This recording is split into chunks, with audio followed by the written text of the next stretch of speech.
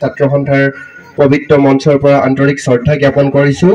আমি সকলোৱে আজি গভীৰভাৱে আপোনালোকক শ্ৰদ্ধাঞ্জলি জ্ঞাপন কৰিছো যে আমাৰ এই ধমল গাঁৱৰ আহি আপোনালোকে আমাক সহযোগ কৰি আমাৰ কাতি বিহু উদযাপন কৰাৰ লগতে জুবিন দাক যি চাকি বন্তি এগছি জ্বলাই আমি তেখেতৰ ন্যায়ৰ বাবে আমি যি আজি অনুষ্ঠানটি হাতত ললো, তাৰ বাবে পুনৰবাৰ সমগ্ৰ ধমল গাঁওবাসীক আমি সদৌ নলকছাৰী ছাত্ৰ সন্থাৰ পবিত্ৰ মঞ্চৰ পৰা আন্তৰিক শ্ৰদ্ধা জ্ঞাপন কৰিছো। আশা কৰো আপোনালোকে অনাগত দিনতো যাতে আমাক এনেধৰণৰ সহায় সহযোগিতাৰে সদায় আগবাঢ়ি যাবলৈ যেন আমাৰ সৈতে সহায় সহযোগ কৰে। ধন্যবাদ।